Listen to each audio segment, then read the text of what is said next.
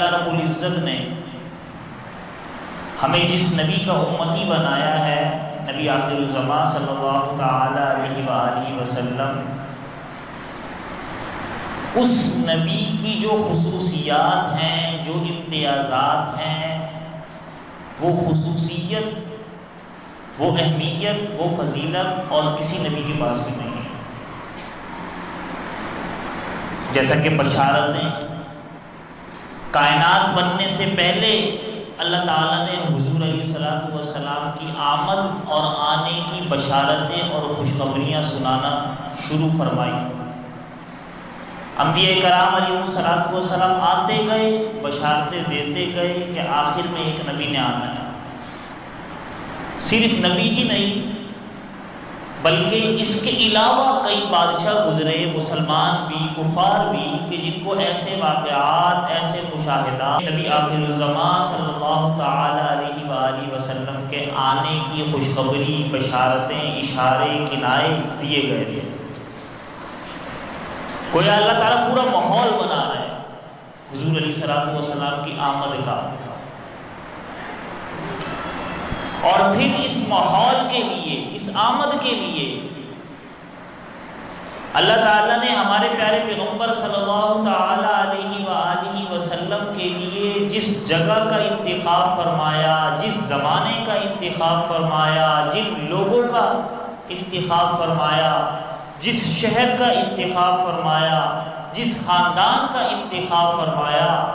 وہ تمام کی تمام چیزیں اپنے وقت کے اعتبار سے بلکہ ساری کائنات کے اعتبار سے اعلیٰ، عرفہ، منزہ اور پاکیزہ تھی۔ جیسے ہم مثال لے لیں، اللہ تعالیٰ نے پوری روئے زمین میں سے مکہ مکرمہ کے علاقے کا انتخاب فرمایا نبی آخر الزمان صلی اللہ تعالی علیہ وآلہ وسلم کی پیدائش کے لیے، ولادت کے لیے۔ وہ نبی جو ہندوستان کے بھی نبی، پاکستان کے نبی، چائنا، ایران، عراق، امریکہ، آسٹریلیا، تمام کے نبی ہیں، لیکن ولادت مکہ مکرمہ ہے۔ حضور علیہ الصلوۃ والسلام کی حدیث مبارکہ کا مفہوم ہے نا کہ پہلے جو نبی آتے تھے وہ کسی خاص قوم، خاص علاقے کے لیے آتے تھے، لیکن اللہ تعالیٰ نے مجھے ساری انسانیت کے لیے رسول اور نبی بنا کر بھیجا، تو ساری انسانیت کے نبی، سارے عالمین کے نبی، لیکن جس جگہ آ رہے ہیں، ساری جگہ تو ولادت ہو نہیں سکتی، وہ ایک جگہ ہوگی۔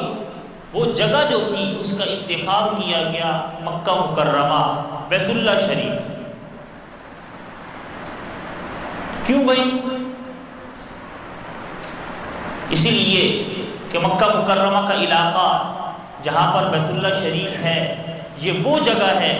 جو اس دھرتی کی بنیاد ہے، اول جگہ، کہ جب پوری زمین نہیں تھی، پانی تھی، پانی ہی پانی، اللہ تعالیٰ نے اس پانی میں ایک بلبلہ بنایا، اس بلبلے پہ خشکی کا آثار ظاہر ہوئے، وہ خشکی کے آثار بڑھتے گئے یہاں تک کہ 7 بر اعظم بن گئے۔ وہ جو بلبلہ بنا تھا، وہ بلبلہ اس جگہ بنا تھا جہاں آج، اس وجہ سے کہا جاتا ہے کہ اس زمین کی بنیاد، مرکز بیت اللہ شریف ہے۔ ان اول بیت وضع للناس، اللہ تعالیٰ قرآن مجید میں ارشاد فرماتے ہیں کہ پہلا گھر بیت اللہ شریف ہے، ابتدا بھی بیت اللہ، اور سینٹر اور وسط، درمیان بھی بیت اللہ۔ اس پوری روئے زمین کا سینٹر، وسط، درمیان بیت اللہ شریف ہے، مکہ مکرمہ کا علاقہ۔ اور میں نے پہلے ذکر کیا کہ اللہ تعالیٰ نے بیچ کا انتخاب، سینٹر کا انتخاب اس لیے فرمایا کہ ہدایت والے نبی جب ہدایت کا پیغام لے کر آئیں گے اور وہ ہدایت کا پیغام درمیان میں ہو، وہ ہدایت کا پیغام سینٹر میں ہو، جس طرح ایک بلب، ایک دیا ایک چراغ، ایک موم بتی درمیان میں ہوتی ہے تو چاروں کی درمیان میں ہوتی ہے تو چاروں طرف اس کی روشنی یکساں جاتی ہے۔ اسی طرح جب ہدایت کا پیغام درمیان سے شروع ہوگا تو مشرق میں بھی جائے گا، مغرب میں بھی جائے گا، شمال میں بھی جائے گا، جنوب میں بھی جائے گا۔ تو علاقہ ایسا اللہ تعالیٰ منتخب فرما رہے ہیں، اور پھر یہی بیت اللہ شریف انتہا بھی ہے، آخر بھی ہے۔ اس روئے زمین کی انتہا ہے بیت اللہ کے، اگر بیت اللہ رہے گا زمین قائم دائم رہے گی، بیت اللہ ختم قیامت آ گئی، زمین ختم۔ تو اللہ رب العزت نے جس جگہ کا اتفاق فرمایا نبی آخر الزمان صلی اللہ تعالی علیہ وآلہ وسلم کی ولادت کے لیے، وہ ابتدا بھی ہے، درمیان بھی ہے اور انتہا بھی ہے۔